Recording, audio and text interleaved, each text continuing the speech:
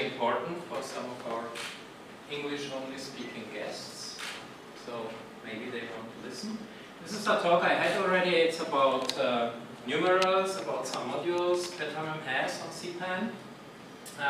Actually, the true title is Long Live Lingua ISO 6393. What's that? Well, you can see that modules on this URL. It's Lingua XXX, while the XXX is the language encoding, Num2Word. This takes a numeral and transforms it to the verbatim, verbose representation in that given language. And we have, of course, the inverse function there, so the Word2Num. If you have the word representation, it transforms it into a numeral. So these are some examples. Yes, Lingua says Num2Word. You enter 333 and it returns that. For German and so on, circa 20 languages more.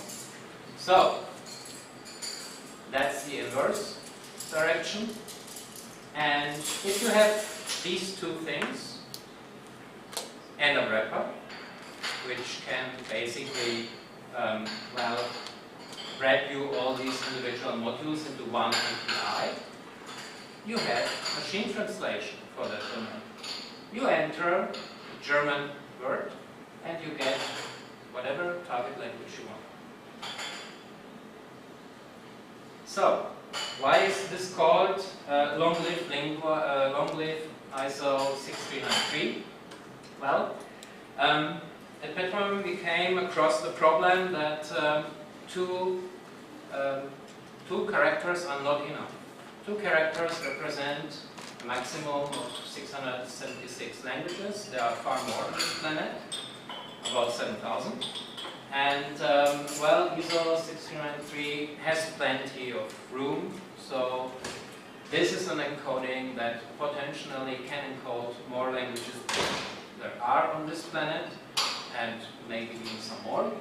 So, you see here what differences these are for German, for example, for Spanish, Swedish, and so on. So, if you're doing internationalization, you're doing UTF-8, aren't you? If you look at Wikimedia projects, that's where we stumbled across this project, by the way. They use both. And they have an incredible maintenance chaos in their download sections and lots of heuristics to handle. So, migrate to ISO 6393. It's future-proof, it's sustainable, and so on. The conversion is no problem. The way back is. So, you want to be on that generic platform. So, end of transmission. That's it. And now the announcement. I've been thinking about this whole Perl6 issue and Perl5, and Jonathan told me here he needs benchmarks, or benchmarks are sufficient. These around 42 modules will be will be ported to Perl6 at Petamem with God's blessing, or some guys I talked to. So I have no specific schedule, but these modules should be in place with a test suite in Perl6 when your JIT compiler is in some Perl problems and maybe even finishing.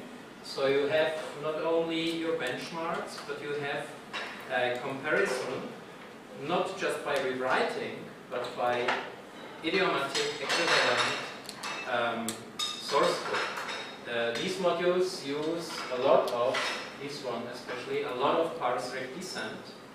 So I assume Perl6 grammars will help. I hope so. If not, I will try.